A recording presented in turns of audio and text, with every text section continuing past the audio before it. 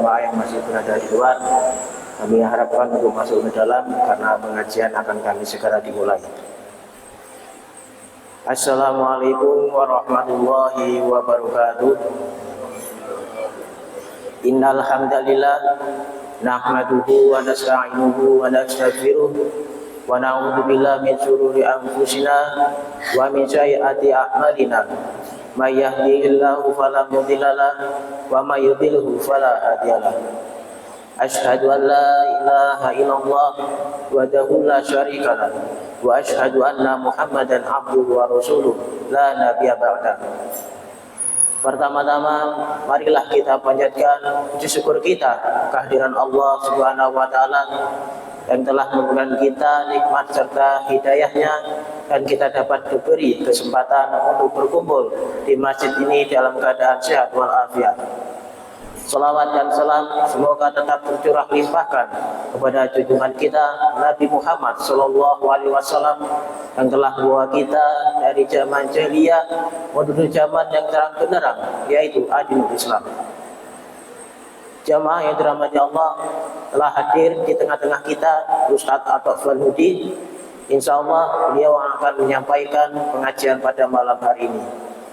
Untuk mempersingkat waktu, marilah kita buka pengajian pada malam hari ini dengan melafazkan bacaan basmalah bersama. Bismillahirrahmanirrahim.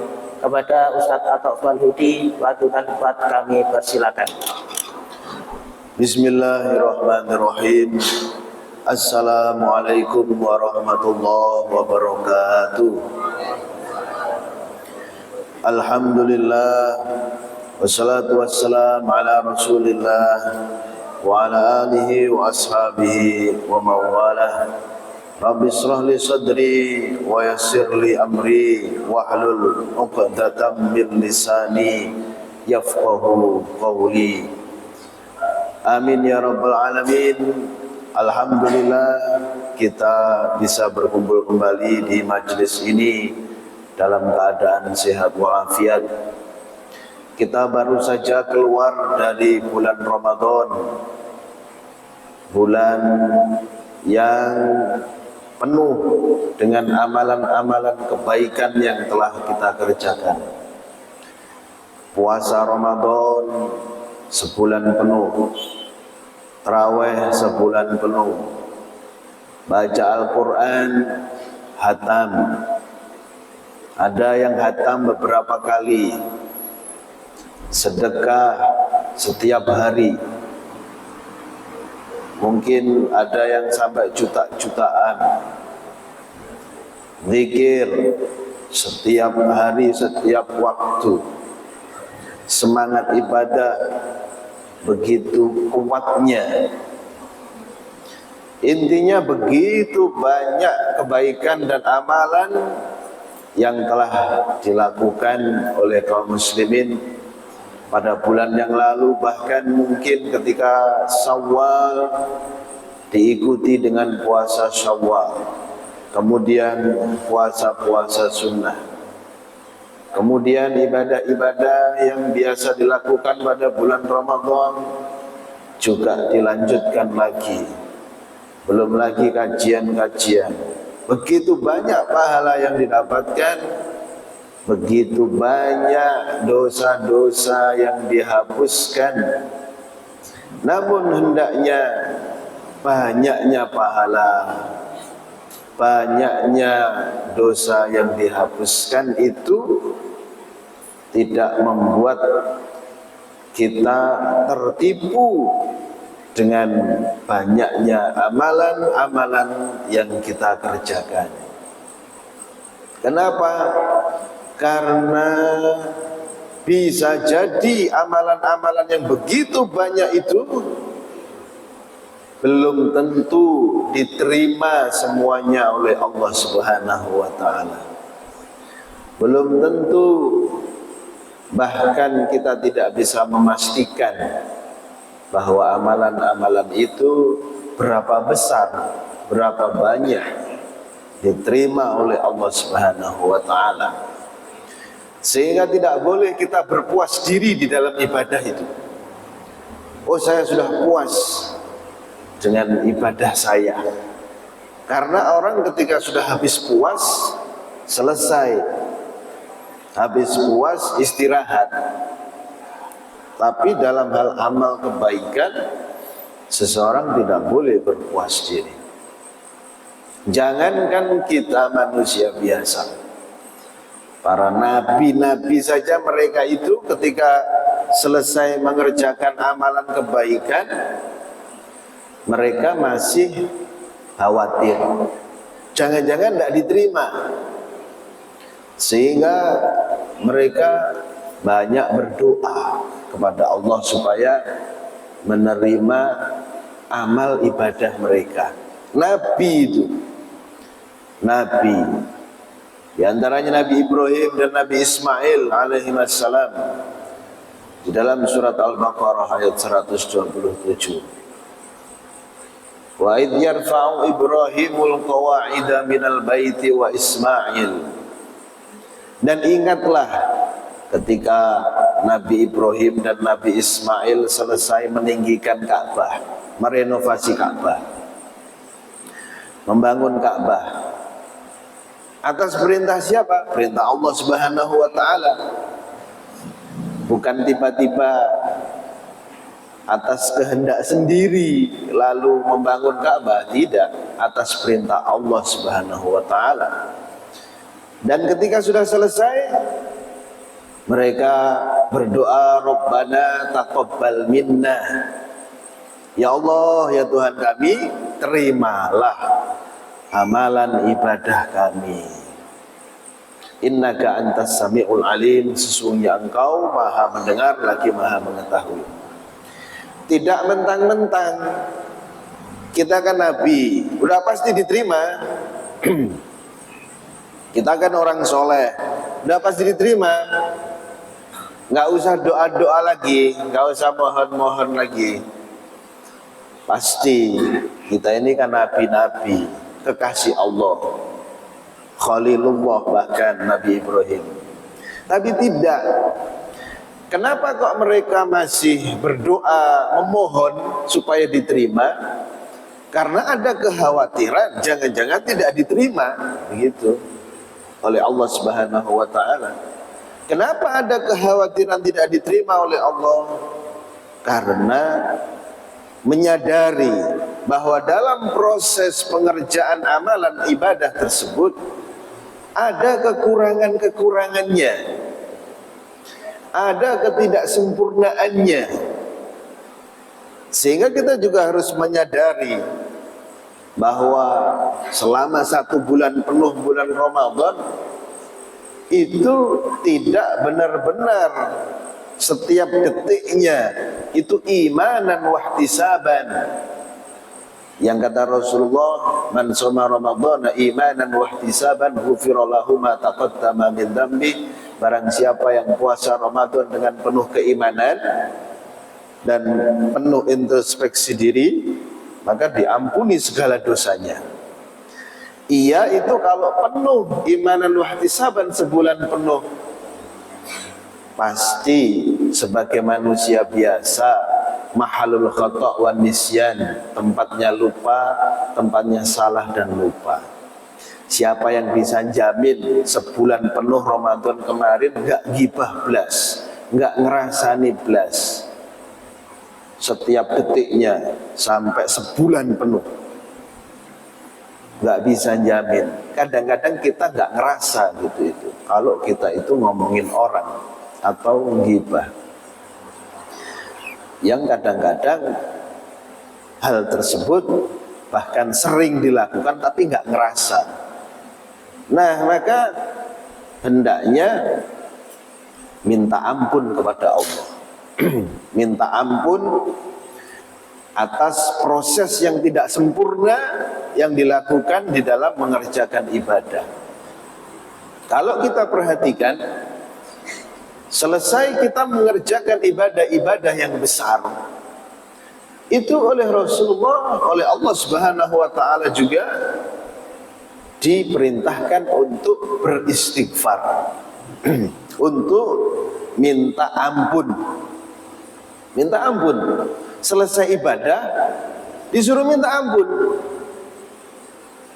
selesai sholat wajib, ya sholat, Assalamualaikum warahmatullahi wabarakatuh, Assalamualaikum warahmatullahi wabarakatuh, disunnahkan oleh Rasulullah dan kita sudah tahu semuanya untuk membaca istighfar 3 kali, astagfirullah, astagfirullah, astagfirullah. Logikanya bagaimana ini? Sholat menghapuskan dosa, mendapatkan banyak pahala, tapi kok malah disuruh istighfar. Dan itu di pertama, selesai langsung astagfirullah, astagfirullah, astagfirullah. Kan seharusnya puas diri, alhamdulillah habis sholat, wah ini dosa-dosa hilang, bisa mengerjakan perintah Allah. Tapi disuruh istighfar. Kenapa? Karena bisa jadi di dalam sholatnya tadi itu nggak sempurna, tidak khusyuk, tidak tumaknina, atau ada cara-cara yang tidak sesuai dengan tuntunan Rasulullah SAW. Karena beda-beda kualitas sholat seseorang itu. Sehingga kata Nabi, orang yang berjamaah itu ada yang dapat pahala 1/10 dari jamaah itu. Ada yang dapat 1/9 dan terus ke bawah, kata Nabi, 1/8, 1/7, 1/6 sampai setengahnya. Beda-beda, jadi ya tergantung kualitas sholatnya. Nah disitulah supaya mendapatkan kesempurnaan, mendapatkan supaya ibadahnya tadi diterima oleh Allah seluruhnya dengan beristighfar kepada Allah. Astagfirullah, astagfirullah, astagfirullah. Kemudian juga kalau kita perhatikan ketika bulan puasa kemarin, setelah berpuasa dari tanggal 1 sampai tanggal 20 Ramadan, yang logikanya kita atau umat muslim sudah begitu banyak mendapatkan pahala dan begitu banyak mendapatkan ampunan, karena setiap harinya maghfirah dan itqun minan nar, ampunan dari Allah dan pembebasan dari api neraka. Sejak tanggal 1 sampai tanggal 10 sampai tanggal 20 ibadahnya udah begitu banyak, dosanya sudah terhapus begitu banyak. Tapi ketika tanggal 21 sampai tanggal 30, ketika diperintahkan untuk mencari Lailatul Qadar, di mana saat itu momen terbaik untuk seorang hamba berdoa kepada Allah, yang lebih baik daripada 1000 bulan, momen langka dan terbaik, doa dikabulkan, tingkat pengkabulannya itu ya, itu 1000 kali lipat, 1000 bulan kali lipat daripada selain bulan Ramadan begitu. Jadi udah tinggi beribu-ribu persen tingkat penerimaan doanya itu. Lalu apa doa yang paling diutamakan dan yang diajarkan oleh Rasulullah? Yang pertama yang nggak boleh lupa saat itu, Allahumma innaka afuwun tuhibbul afwa fa'fu anni. Ya Allah, sesungguhnya Engkau Maha Pengampun, Maha Pemberi maaf, dan menyukai hamba-hambamu yang meminta maaf, minta ampunan, maka ampunilah aku. Yang diajarkan oleh Rasulullah, doa yang paling utama setelah ibadah yang luar biasa tanggal 1 sampai tanggal 20, bukan yang paling utama, bukan minta kebahagiaan, bukan minta rizki, bukan minta harta, bukan minta yang lain-lain, tapi yang paling utama minta ampun. Yang paling utama minta supaya diampuni oleh Allah. Lah padahal kan udah puasa lama dari 1 sampai 20, yaitu tadi bisa jadi tidak sempurna, bisa jadi belum diterima secara utuh oleh Allah Subhanahu wa taala, sehingga kita masih diperintahkan untuk minta ampun kepada Allah Subhanahu wa taala. Kemudian juga nanti ya di dalam sirah nabawiyah itu, ketika Fathu Mekah, ketika ditaklukkannya Mekah, yang bisa dikatakan penaklukan Mekah ini adalah puncak dari keberhasilan dakwah Rasulullah SAW. Dan itu sudah mendekati akhir dari dakwah Rasulullah SAW. Karena ya sudah, apalagi sudah tunduk semuanya, sudah masuk Islam semuanya, Mekah, Madinah, Arab, sudah. Jadi puncak dakwah Nabi adalah Fathu Mekah, bisa dikatakan begitu dalam sejarah. Dan untuk bisa sampai pada titik Fathu Mekah itu tidak sembarangan. Kita yang sudah mengikuti sirah nabawiyah, bagaimana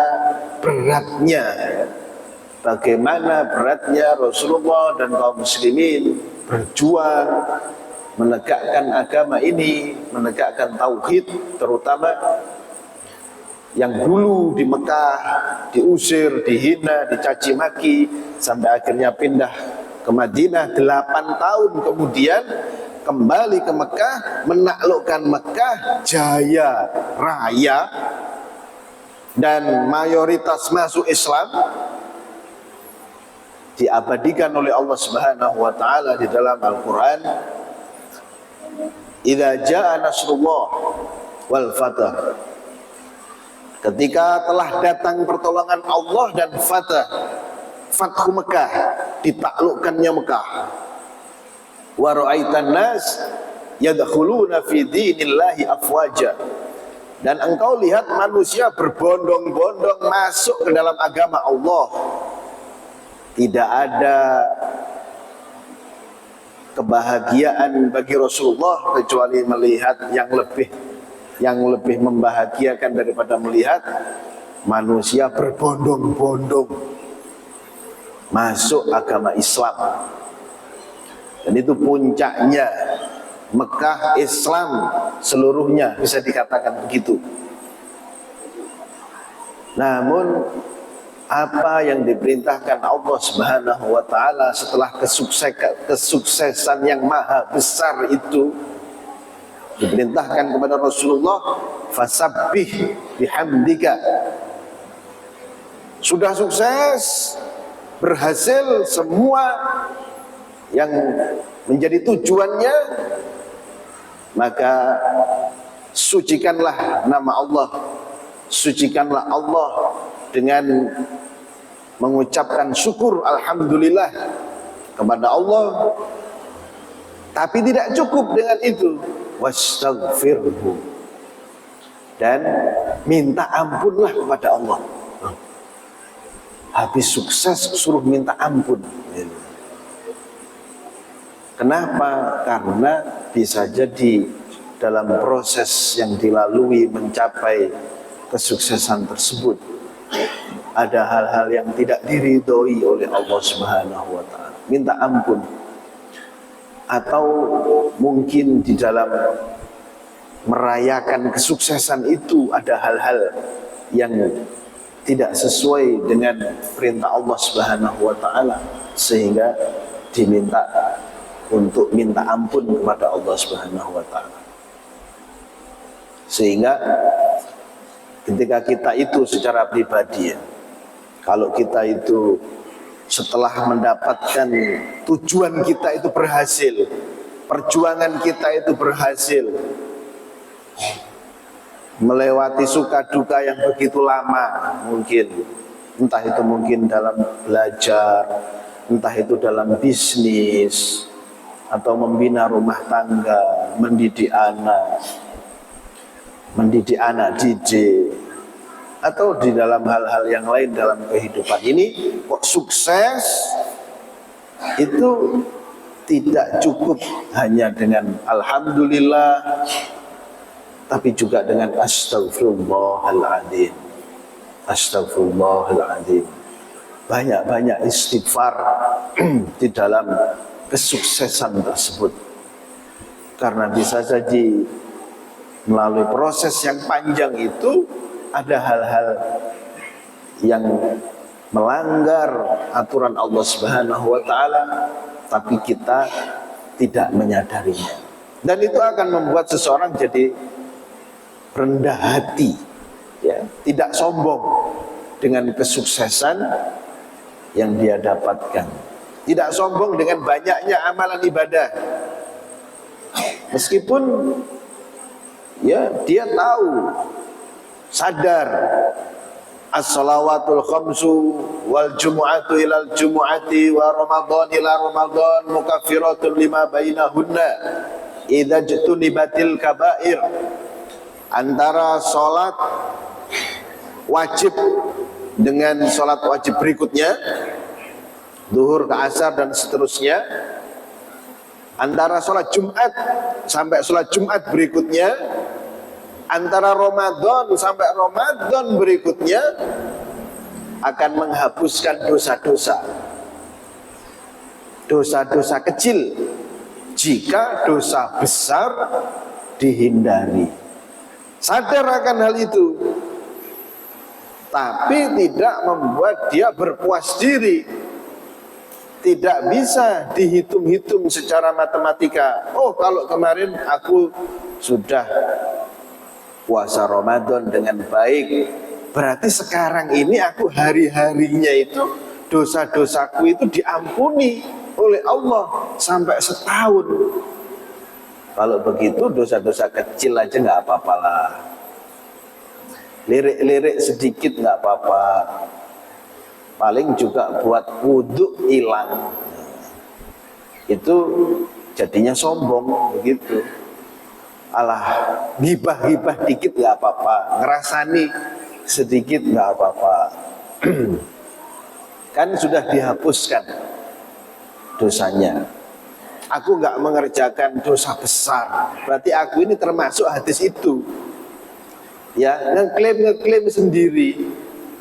Aku ini masuk dalam hadis itu, katanya Ustadz begitu, katanya Nabi Muhammad.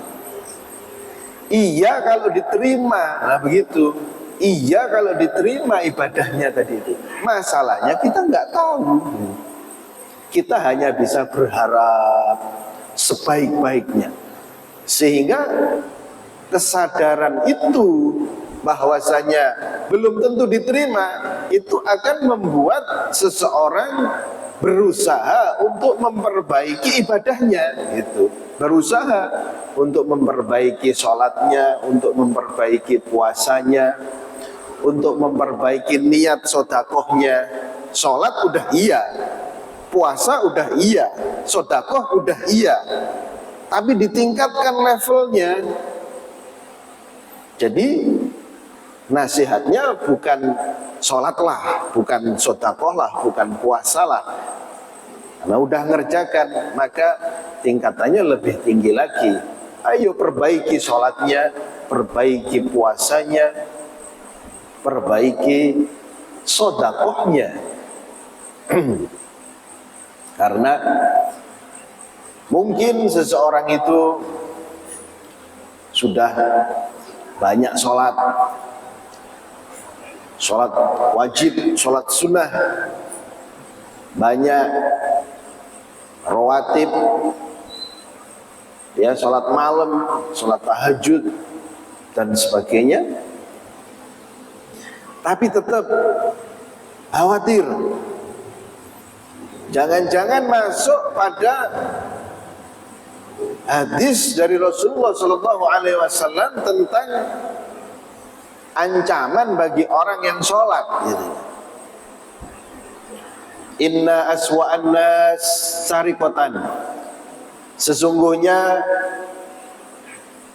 manusia pencuri yang paling jelek. Sesungguhnya pencuri yang paling jelek man yasriku sholatahu, yaitu orang yang mencuri sholatnya.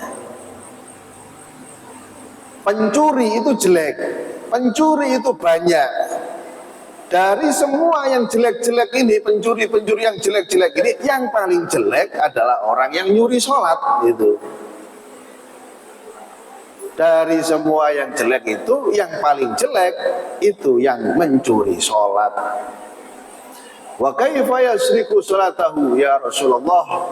Katanya sahabat, bagaimana itu maksudnya orang yang mencuri sholat?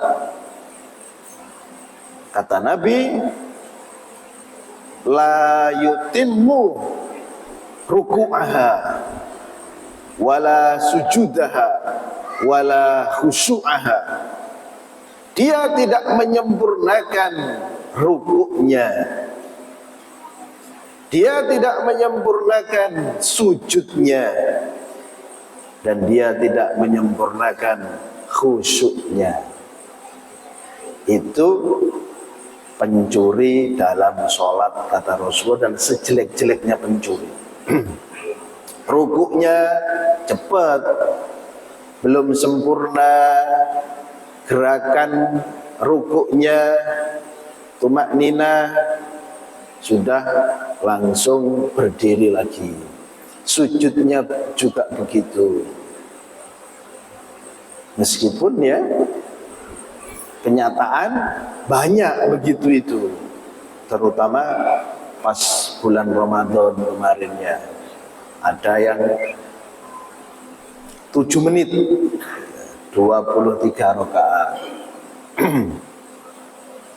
Itu bukan pencuri lagi, itu ngerampok namanya, ngerampok sholat.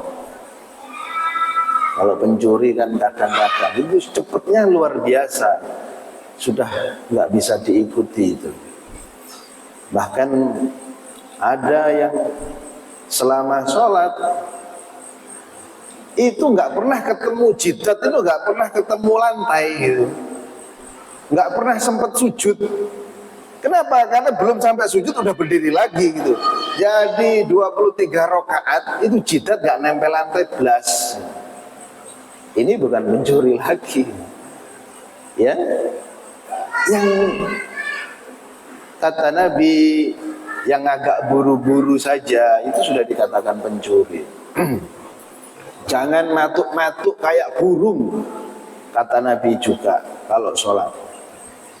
Biasanya yang bikin cepat begitu itu karena waktunya mepet-mepet. Biasanya kalau untuk yang sholat 5 waktu ya, waktunya udah mepet, misalkan asar mepet, maghrib, jadi ngejar waktu itu.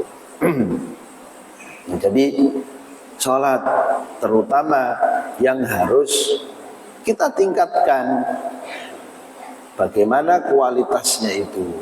Ya usikum wa iyaya nafsi bitaqullah. Saya menasihati antum, juga menasihati saya sendiri.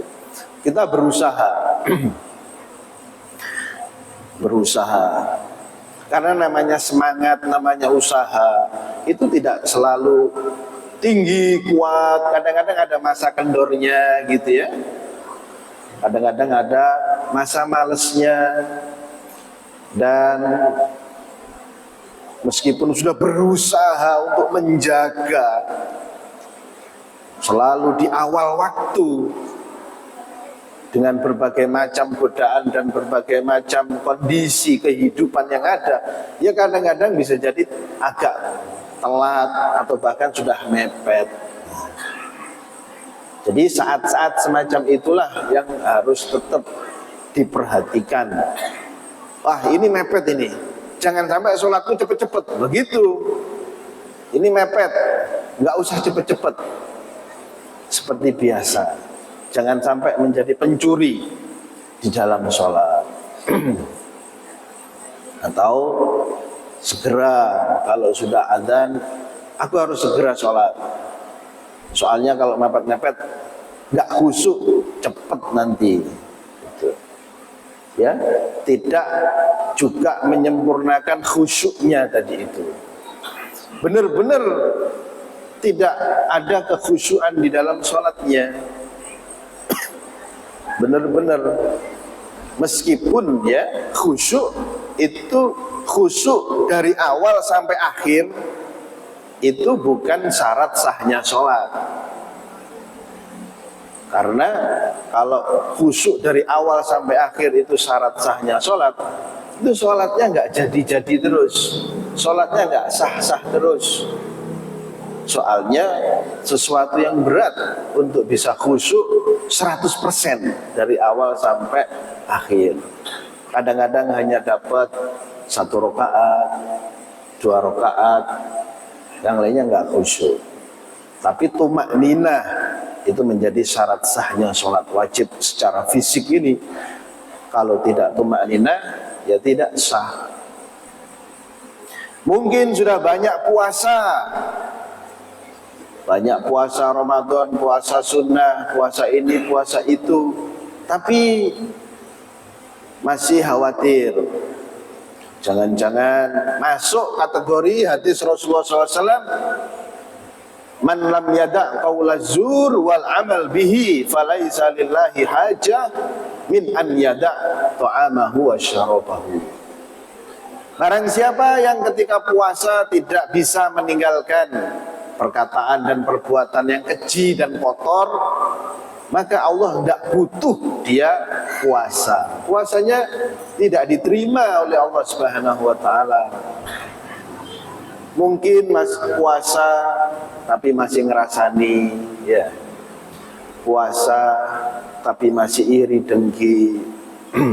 Yang itu akan mempengaruhi dari kualitas puasanya tersebut, sehingga hendaknya kita itu di dalam beribadah, di dalam beramal terutama harus dilandasi dengan ilmu, dilandasi dengan ilmu, bukan hanya dilandasi dengan semangat.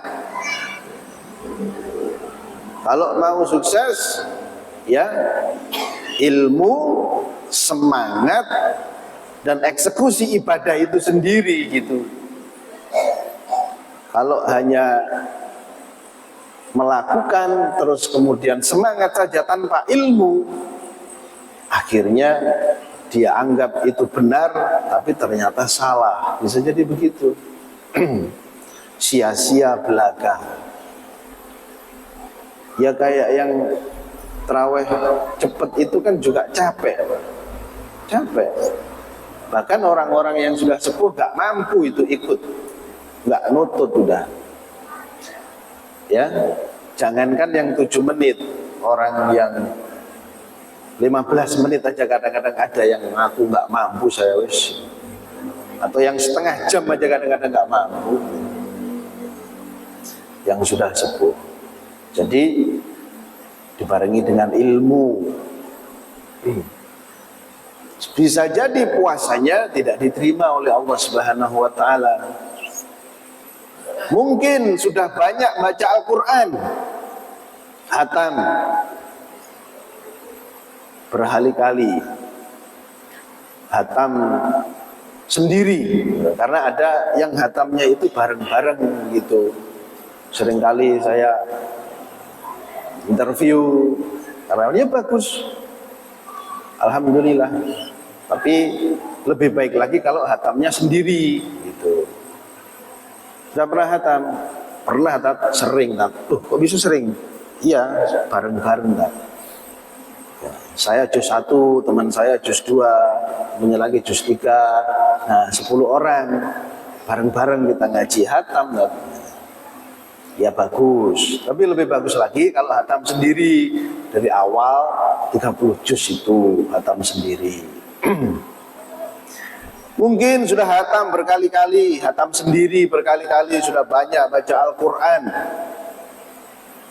tapi kita masih khawatir jangan-jangan masuk hadis Rasulullah SAW. Ya, al-munafiqul ladzi yaqra'ul Qur'an karroihanah. Orang munafik yang membaca Al-Qur'an itu seperti buah roihanah. Rihuha thayyib, baunya harum. Roihana itu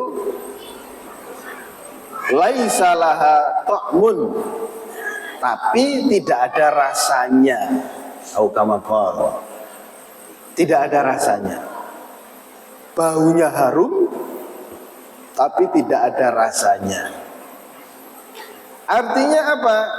Kalau hanya sekedar baca banyak-banyakan, itu orang munafik juga baca, begitu. Orang munafik juga baca, kata Rasulullah.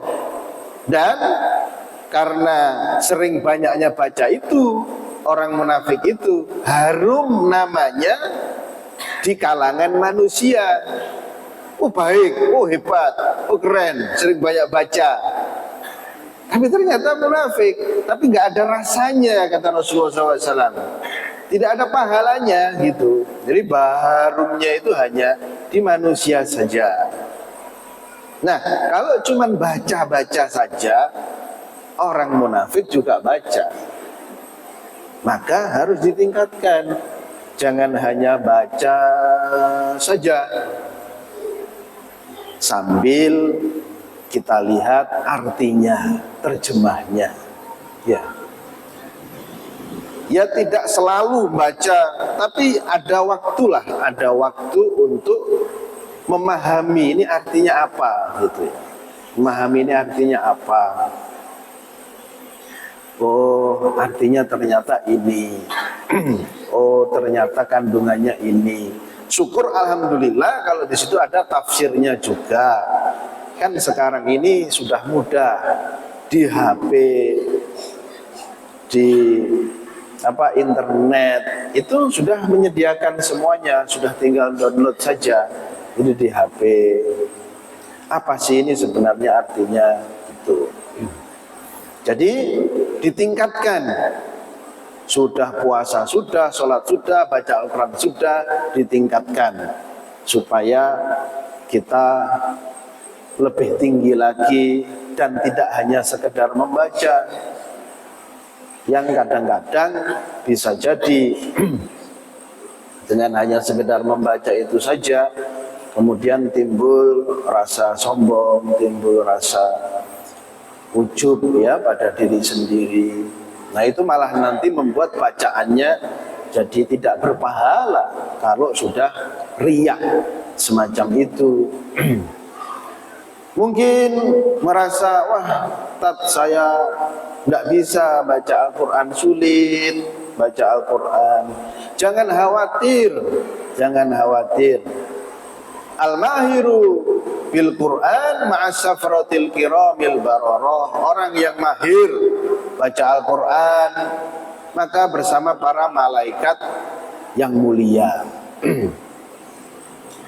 Waladzi yaqra wa huwa yatata'ta bihi, dan orang yang membaca Al-Quran kemudian terbata-bata, yatata'ta,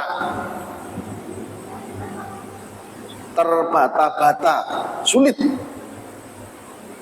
Satu baris keringetan, satu baris lama nggak selesai-selesai, satu baris.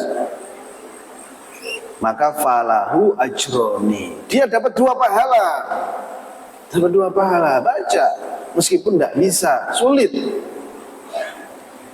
Ya hanya jangan pakai mic itu aja ya, baca sendiri, tahu diri gitu. Jangan pakai mic, apalagi orang banyak dengar nanti. Bukannya tidak boleh, kemudian kita harus sembunyi-sembunyi baca, ya enggak, itu tahu diri. Tuh. Tapi terus sambil belajar, memperbaiki bacaan, memperbaiki pemahaman di dalam Al-Quran itu. Kurang berapa menit? 5. Rasulullah SAW pernah menjelaskan ayat Di dalam Al-Quran, walladzina yu'tuna ma atau bih, walladzina yu'tuna ma atau wa qulubuhum wajilah annahum ila rabbihim raji'un. Dan orang-orang yang telah bersedekah, memberikan apa yang telah dia berikan, tapi hatinya galau, sungguhnya kepada Tuhannya lah mereka akan kembali. Sudah berbuat baik, sudah beramal, sudah beribadah, sudah sedekah, sudah banyak, tapi hatinya galau, Mas Yan, hatinya gundah. Lalu Aisyah bertanya, apakah yang dimaksud dalam ayat itu orang yang telah berbuat baik tapi kemudian hatinya gundah? Itu alladzina yashrabunal khamra, orang yang minum khamr, wa yasrikun, dan pencuri. Orang suka mabuk-mabukan, suka mencuri, kemudian berbuat baik, lalu hatinya galau. Kira-kira diterima apa enggak ya? Saya ini orang yang banyak maksiat, banyak dosa. Lalu kata Rasulullah, bukan orang yang ahli maksiat terus berbuat baik lalu hatinya galau yang dimaksud di dalam ayat itu. Tidak. Walakinnahum alladzina yusallun wa yasumun wa yatasaddaqun. Mereka itu adalah orang-orang yang telah sholat, telah banyak melakukan sholat, telah banyak berpuasa, telah banyak bersedekah, wahum yakhafuna alla yuqbala minhum, tapi mereka takut sholatnya, puasanya, sedekahnya tidak diterima oleh Allah Subhanahu wa ta'ala, sehingga galau hatinya. Tapi kata Rasulullah, dengan kegalauannya itu, dengan kesadarannya itu, pemahamannya yang begitu itu, ulaika alladzina yusari'una fil khairat, mereka itu menjadi orang-orang yang cepat di dalam mengerjakan kebaikan-kebaikan. Itu, aduh, sholat saya diterima apa enggak ya? Oh, ini ada kebaikan, segera dia lakukan. Lu puasa saya bagaimana ini? Ada kebaikan di depannya, segera dia lakukan. Amalan-amalan kebaikan itu segera dia lakukan untuk menyempurnakan amalan-amalan ibadah yang telah dia lakukan sebelumnya. Jadi hendaknya kita berusaha untuk bersegera di dalam melakukan kebaikan.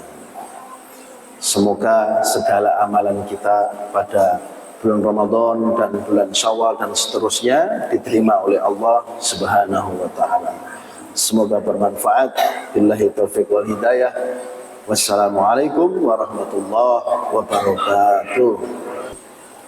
Demikian pengajian pada malam hari ini. Marilah kita tutup pengajian pada malam hari ini dengan melafadzkan bacaan alhamdulillah bersama. Alhamdulillahirrahmanirrahim. Kurang lebihnya dari saya mohon maaf. Akhirul kalam. Wassalamualaikum warahmatullahi wabarakatuh.